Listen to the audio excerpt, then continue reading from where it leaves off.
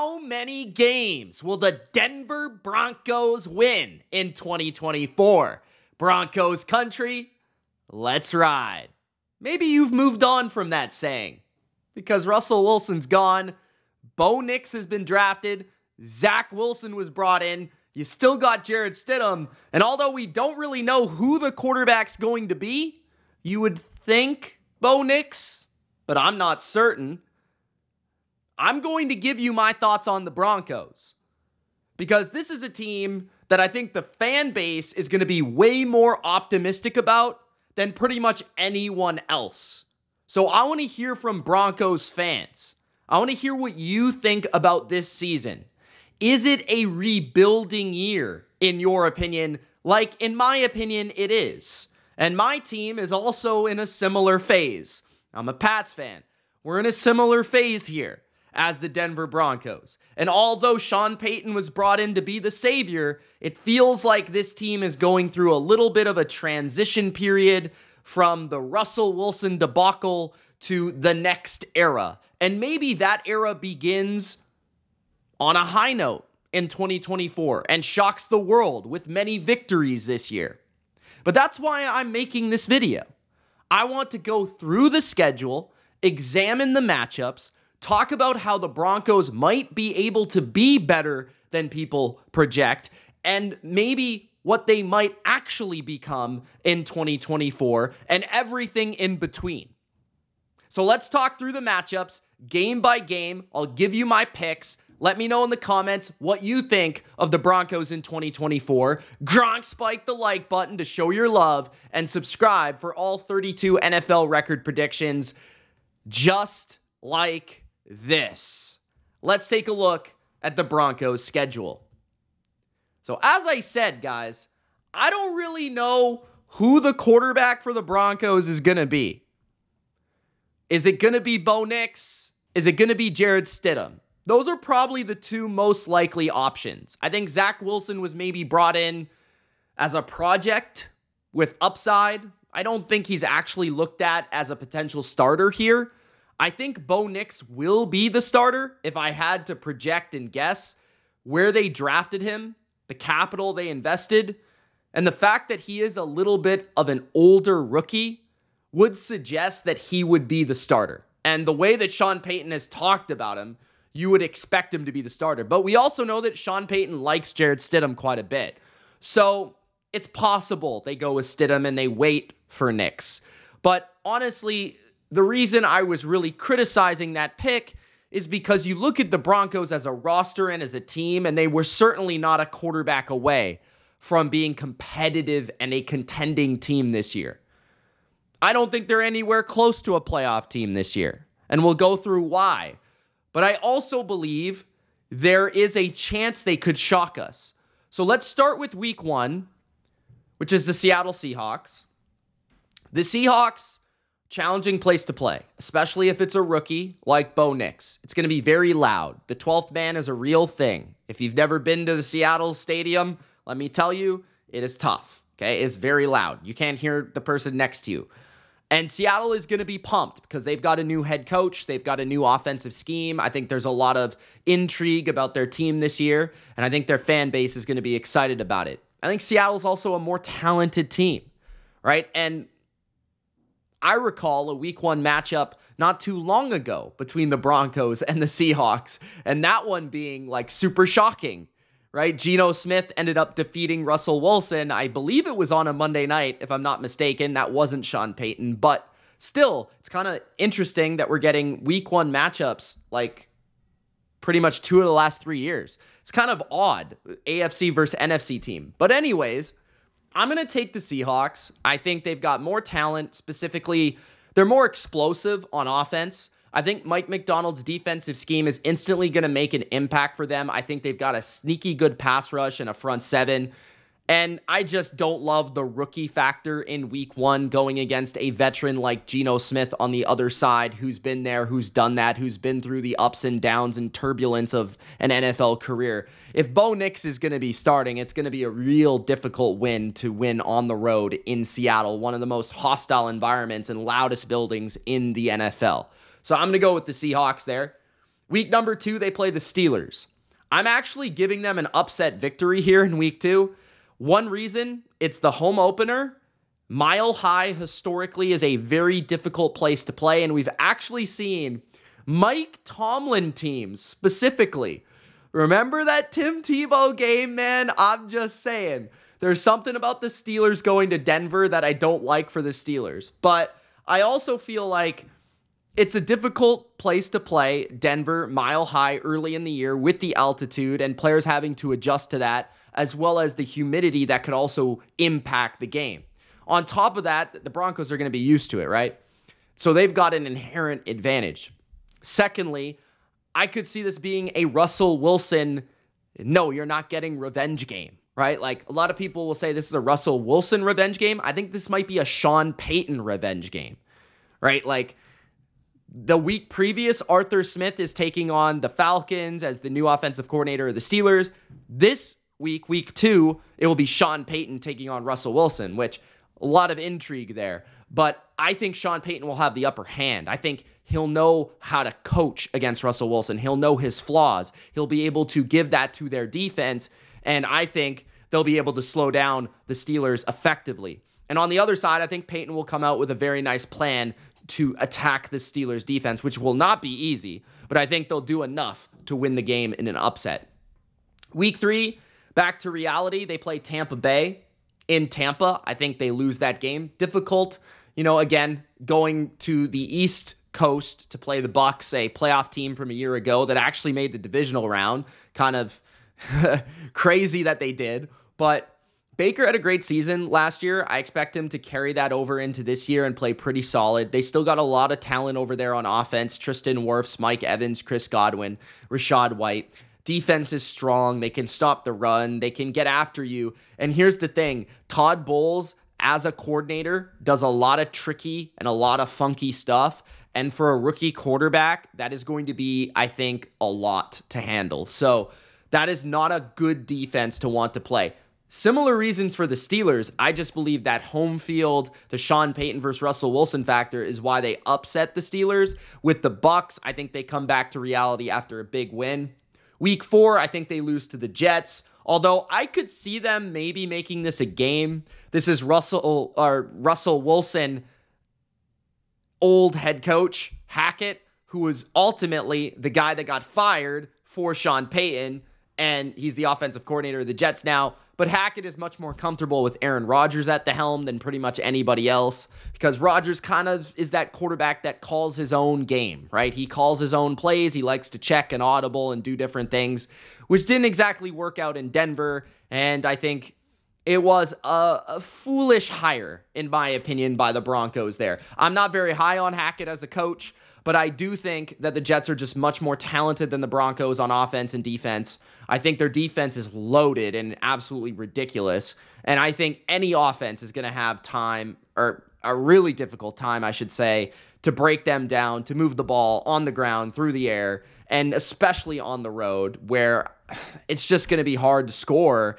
And then on the other side, I just don't think the Broncos have like an amazing defense by any sense of any sort of metric. Like, their run defense will be fine. Their pass rush is not any good. The secondary, they've got one great corner, right? Like, there's not really a lot there to say they're going to overwhelm Aaron Rodgers at home. So I'm going to go with the Jets. Week 5, Denver hosts the Raiders. This is certainly a game that the Broncos could win, but the Raiders have kind of owned the Broncos as of late. Like, I think they've swept them the last 2 years in a row, if I'm not mistaken. So I don't know. It's kind of like for me with my Patriots, they haven't been able to beat the Dolphins lately. So to me, I'm going to go with the Raiders here in both games. And maybe I'm crazy. I certainly could see the Broncos winning one of those games again, because the Raiders, that is one of those games where they don't have a decisive quarterback discrepancy, right? It's not like they're way worse at quarterback than the Raiders. Like, regardless of Aiden O'Connell or Gardner Minshew, you might give Gardner Minshew the experience edge, but like, really, is it really going to be a quarterback edge? I do think the Raiders have more talent.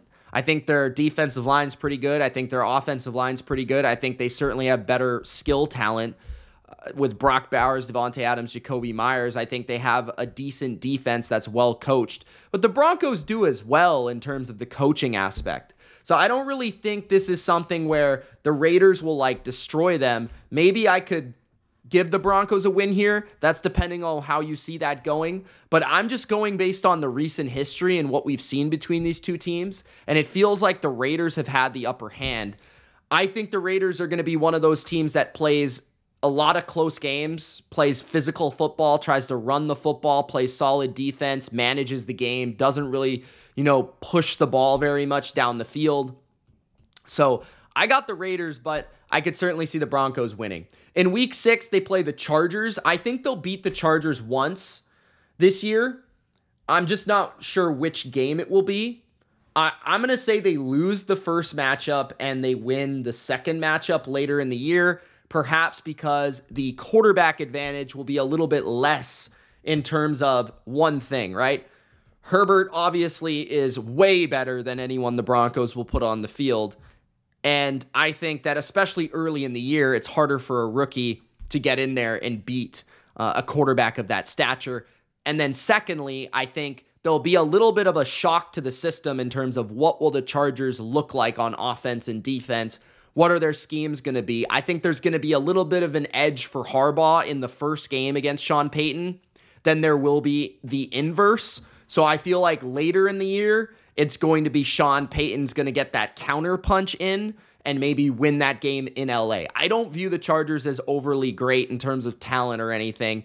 I think that they're pretty good on the offensive line, pretty good pass rush, decent secondary, but they don't have a lot of skilled talent. So I could see the Broncos definitely knocking them off once this year. Week 7, I'm going to go Sean Payton revenge game. I'm going to give Broncos the win in New Orleans. This is a Thursday night game, and although Sean Payton kind of retired on the Saints, he didn't necessarily get fired from the Saints. I think this is one of those games where Sean Payton will just know the Saints inside and out, some of their players, obviously their head coach, Dennis Allen, and I think this will make for a very close game on a Thursday night. And Thursday nights can be funky and weird, and I could certainly see Sean Payton going to the Dome and winning that game in kind of upset, last-second field goal fashion, sort of like the Bills game on primetime last year against against Josh Allen and the Bills, where no one thought the Broncos would win that game. Week 8, they play the Carolina Panthers at home. We're going to get back to that game because I think that's kind of a 50-50 proposition. Week 9, I think they lose to the Ravens. Week 10, I think they lose to the Chiefs. Both teams are elite AFC competition, and both teams are on the road for the Broncos, at home for the Chiefs and Ravens. Lamar Jackson, Patrick Mahomes. I mean, it's hard to sell me that the Broncos are going to win those games, although they did beat the Chiefs once last year, if I'm not mistaken. So it's possible they beat the Chiefs this year, but honestly, the Broncos I don't even think they're as good on paper as they were last year. I think there was a little bit more going for the Broncos. But week 11, the Falcons in Denver. This could be a game they might win. I wouldn't be shocked, if Denver maybe gets a weather advantage against a dome team here. The Falcons don't have a great defense, but I could see them having a pretty talented offense. Kirk Cousins, nobody really knows how good he's going to be coming off the Achilles. So this could be a game that Denver wins. Maybe we'll come back to that one. Week 13, I think they lose to the Browns. The Browns are just immensely talented. Even if Deshaun Watson is kind of poo-poo, I think that the Broncos, even on a Monday night in Denver, I think that Cleveland, their pass rush is fantastic. It's going to overwhelm any quarterback that the Broncos have. They've got a great defense, secondary, front seven, really hard to scheme anything up against them. And then offensively, they've got a great offensive line. They've got a couple weapons to really feature Njoku, Cooper. They can run the ball with Chubb. This is almost a game where the quarterback on Cleveland doesn't even really have to do much. He doesn't have to participate, and they should be able to win. Then they've got a bye week, and they play the Colts.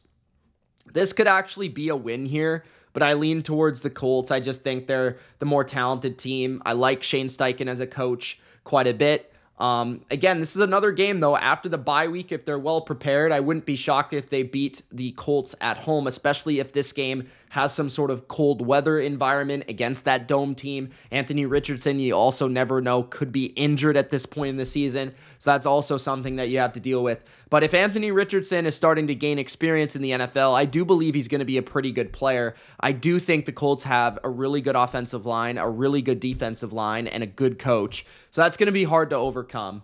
Week 17, they play the Bengals, they're going to lose. Week 18, they play the Chiefs, they're going to lose. So unless the Chiefs throw that game. The Bengals are an elite team. They're not going to win in Cincinnati against Joe Burrow, assuming he's still playing this season. So ultimately, I have them with 3 right now. I think that they could win up to 5, I would say. Like, they could beat the Falcons here. They could beat the Colts here. They could maybe beat the Raiders once.